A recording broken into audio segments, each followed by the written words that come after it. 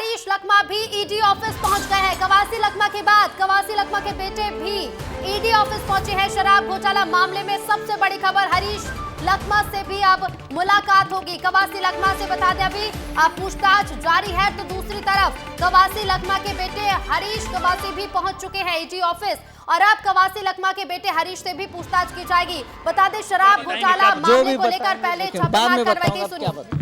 नहीं, क्या क्या लाने कहा गया था, संपत्ति की जानकारी मेरे को आपको फंसाने की कोशिश हो रही है क्या? तुमको भी फंसाने की कोशिश हो रही है? फंसाने की कोशिश हो रही है।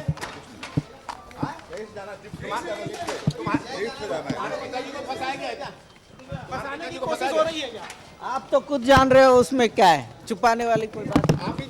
आपको फंसाने की कोशिश हो रही है क्या? नहीं, अधिकारियों का घोटाला बता रहे थे, क्या अधिकारियों के माध्यम से ही घोटाला हुआ है?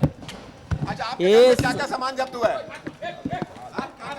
आपके घर में भी जो है ईडी की दबिश हुई थी, क्या कुछ जो है उसमें बरामद किए गए थे? क्या कुछ लेके गए ईडी के अंदर? कुछ नहीं।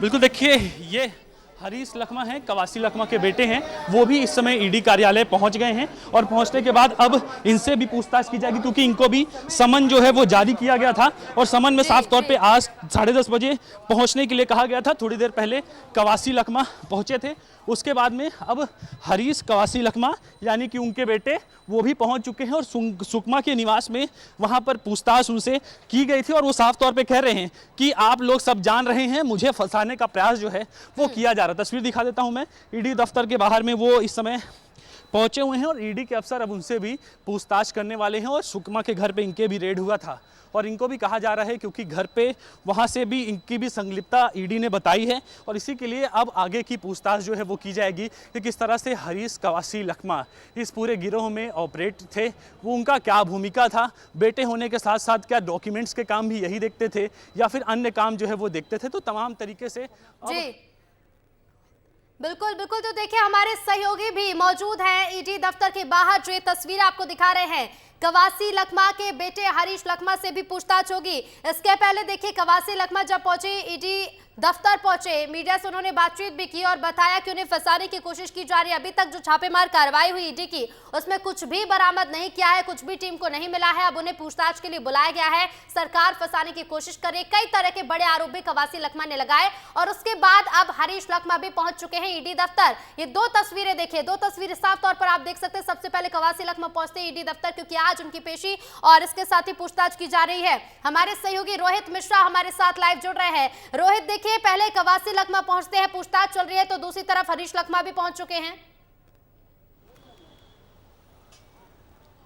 बिल्कुल, देखिए हरीश कवासी लकमा भी यहाँ पर पहुँच चुके हैं और इस वक्त ईडी दफ्तर के अंदर मौजूद है। थोड़ी देर पहले वो उन्होंने प्रवेश किया और साफ तौर पे उनका ये कहना था कि जबरन उनको फंसाया जा रहा है और आप लोग सब जानते हैं कि क्या हुआ है और इसके अलावा और कई सवालों से वो बचते हुए नजर आए थे। और इस समय देखिए हरीश लकमा से ये पूछताछ की जा सकती थी क्योंकि कवासी लकमा के बाद में हरीश लकमा का नाम आ रहा है कि वो कई तरह की चीज़ें जो हैं वो देखते थे। ये जो पूरा नेक्सस था उनके संपर्क में हरीश लकमा भी थे और जो शराब घोटाला हुआ है उसमें कहीं ना कहीं उनको भी लाभ पहुँचाया गया है, ईडी का साफ तौर पर यह कहना है और इसी को लेकर उनको यहां पर पूछताछ के लिए बुलाया गया है। अब देखिए बाप और बेटा यानी कि कवासी लकमा और हरीश लकमा दोनों ही एक साथ मौजूद हैं। पहले कवासी लकमा से पूछताछ जो है वो की जाएगी, उसके बाद हरीश लकमा से पूछताछ की जाएगी। फिर ये जो जानकारी मिल रही है कि दोनों से साथ में भी पूछताछ बैठा के वन बाई वन जो है वो किया जा सकता है। इसके अलावा जो कांग्रेस के नेता थे जो सुशील ओझा, वो भी थोड़ी देर बाद यहाँ पहुंच सकते क्योंकि फिलहाल वो अभी बाहर हैं या आ गए हैं, इसका स्पष्ट नहीं हो पाया है। इसके साथ ही और लोग, क्योंकि 6 लोगों को सम्मन ईडी की तरफ से जारी किया गया था कि वो 6 लोग जो हैं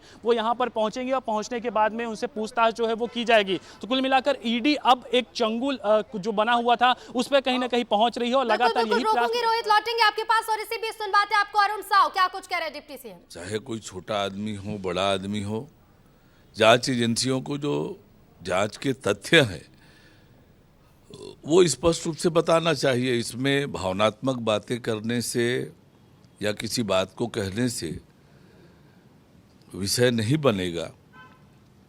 आपको ईडी ने पूछताछ के लिए बुलाया है, जिसे भी बुलाए, जांच एजेंसियां हैं, जांच में सहयोग करें। लकमा जी, आप निर्दोष हैं तो आप उस तरह की बात रखें। ईडी सभी बातों पर विचार करेगी और निश्चित रूप से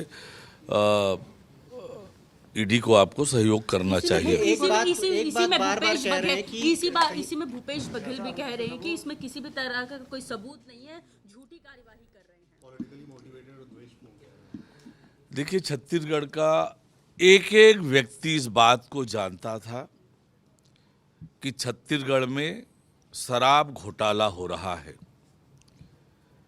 कैसे शराब दुकानों में 2-2 काउंटर बने थे, कैसे नकली होलोग्राम का उपयोग किया गया था और किस प्रकार से एक ऑर्गेनाइज्ड क्रिमिनल सिंडिकेट बना करके शराब घोटाले को अंजाम दिया गया, ये छत्तीसगढ़ के आम लोग जानते हैं।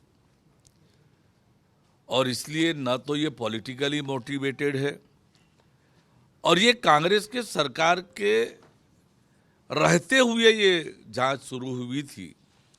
जांच प्रक्रिया है, केंद्रीय जांच एजेंसी पर सभी को भरोसा करना चाहिए और जो तथ्य है वो ईडी को बताना चाहिए। इस मामले में कई लोगों की गिरफ्तारी हुई है सर, क्या अब लखमा की भी गिरफ्तारी हो सकती है? देखिए, ये